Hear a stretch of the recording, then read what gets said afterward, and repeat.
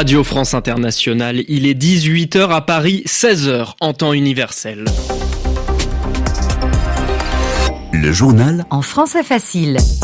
Victor Missistrano. Nous sommes le vendredi 19 septembre. Au sommaire de cette édition, le nucléaire iranien. Une étape de plus a été franchie pour sanctionner, pour punir l'Iran. À la demande de la France, du Royaume-Uni et de l'Allemagne, l'ONU valide le retour des sanctions contre Téhéran. Dans ce journal aussi, l'arrestation d'un Palestinien. Il est suspecté d'avoir organisé, supervisé un attentat il y a 40 ans à Paris. L'attentat de la rue des Rosiers, en plein quartier juif. 6 personnes étaient mortes. Une actualité internationale marquée aussi cet après-midi par l'intrusion, l'entrée sans autorisation d'avions russes dans le ciel de l'Estonie. Et puis du sport, mondiaux d'athlétisme, les Américains ont été les plus rapides pour courir le 200 mètres. Le Conseil de sécurité de l'ONU donne son feu vert, son accord pour rétablir des sanctions contre l'Iran, des sanctions principalement économiques. Bonjour Yelena Tomic. Bonjour Victor. Paris, Londres et Berlin demandent à Téhéran des engagements plus fermes sur son programme nucléaire. En effet, selon l'ambassadeur français à l'ONU, tout a été fait pour éviter de rétablir des sanctions à l'Iran. Une fenêtre de négociation reste cependant ouverte d'ici la fin de la semaine prochaine.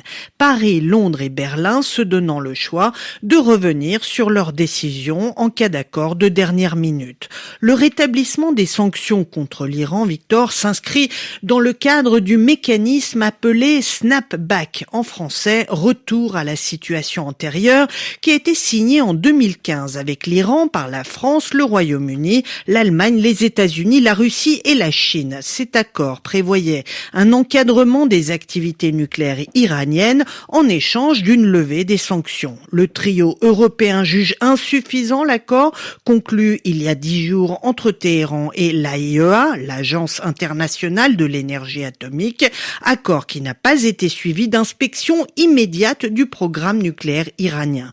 Moscou et Pékin ont voté contre le rétablissement des sanctions contre l'Iran. Et premier pays à réagir, Israël. Israël appelle vendredi le monde à empêcher à tout jamais l'Iran de se doter de la bombe atomique.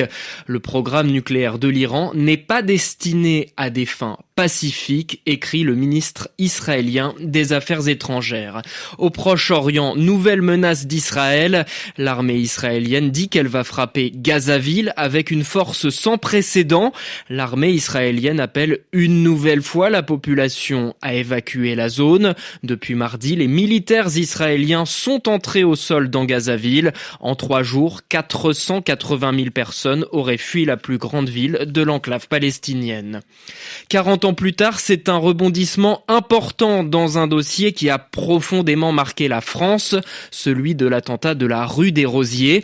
Le 9 août 1982, un commando terroriste fait exploser une grenade dans un restaurant de cuisine juive avant de tirer sur des passants dans les rues du quartier du Marais à Paris.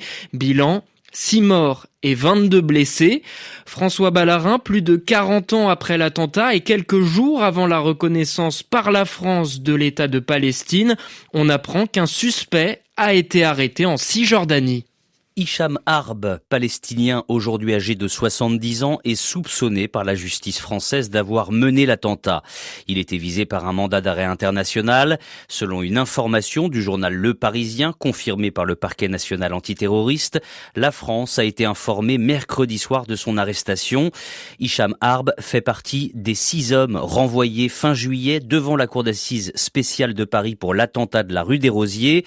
Un procès pour assassinat et complicité d'assassinat en relation avec une entreprise terroriste pourrait se tenir l'an prochain. Pour le moment, seuls 2 des 6 accusés sont en prison en France. L'arrestation d'Hicham Harb a lieu à quelques jours de la reconnaissance par la France d'un État de Palestine. De quoi permettre peut-être à l'autorité palestinienne et à Paris de se mettre d'accord pour que l'homme soit envoyé en France. Et cela ne peut se faire que dans le cadre d'accords entre 2 pays. Cette arrestation montre en tout cas la bonne volonté de Mahmoud Abbas à renoncer à la violence violence et au terrorisme. Le président de l'autorité palestinienne s'y était d'ailleurs engagé dans une lettre envoyée à Emmanuel Macron le 9 juin dernier. Les précisions de François Ballarin. Une assemblée générale des Nations Unies sans Mahmoud Abbas. Les États-Unis n'ont pas donné de visa au président de l'autorité palestinienne pour qu'il puisse se rendre à New York.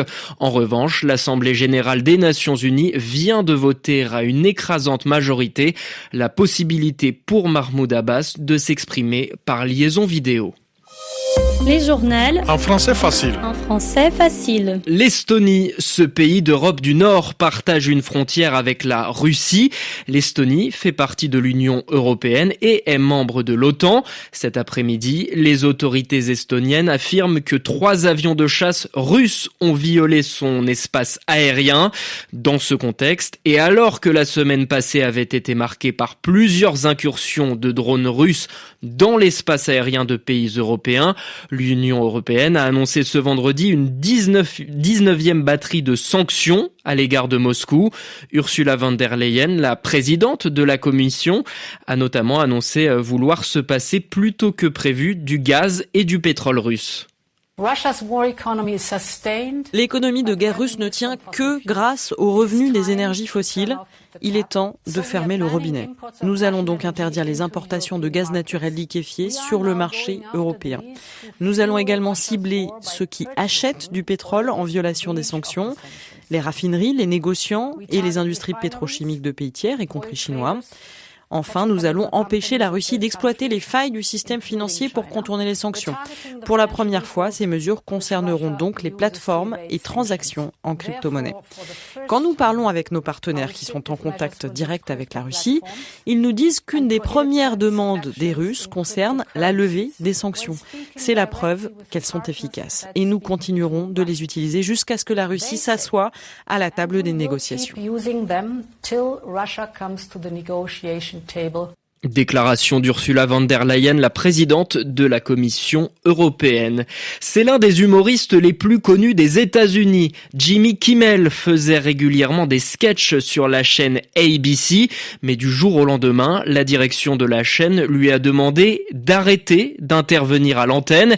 Jimmy Kimmel a été suspendu. Donald Trump s'en est mêlé. Le président américain a salué une excellente nouvelle pour l'Amérique. Depuis, le camp démocrate crie au scandale. Notre liberté d'expression est bafouée. Le premier amendement de notre Constitution est piétiné. Les démocrates veulent présenter donc une nouvelle proposition de loi pour protéger davantage la liberté d'expression. En attendant, Mathias Troud, que dit le premier amendement de la Constitution américaine ? Le Congrès n'adoptera aucune loi pour limiter la liberté d'expression ou celle de la presse. Voici les mots du premier amendement de la Constitution américaine, amendement qui, avec les 10 autres premiers, fait partie de la Déclaration des droits rédigée en 1791 par James Madison. Pour continuer dans le droit, ajoutons la jurisprudence, l'interprétation actuelle de la Cour suprême. En 2022, elle affirme « Les membres du gouvernement n'ont pas le droit de menacer un acteur privé pour réprimer un discours qu'ils n'aiment pas ». Or, c'est précisément ce que le chef de la FCC, l'organe régulateur de l'audiovisuel, fait dans l'affaire Kimmel.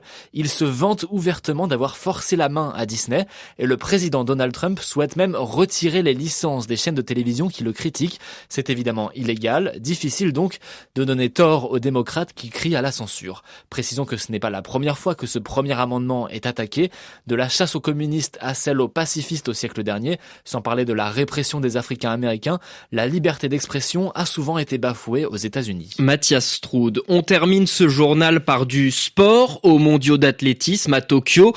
Les plus rapides pour courir le 200 mètres. Chez les hommes, l'Américain Noah Lyles a été sacré champion du monde du 200 mètres pour la 4e fois consécutive, coupant la ligne en 19 secondes 52.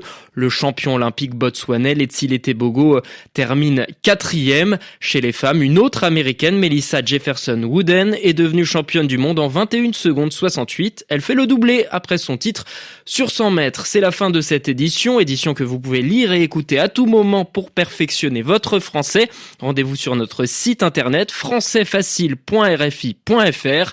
Dès lundi, vous retrouvez Adrien Delgrange. À suivre comme tous les vendredis à cette heure-ci, le Café des Sports avec Annie Gaston. Casnier.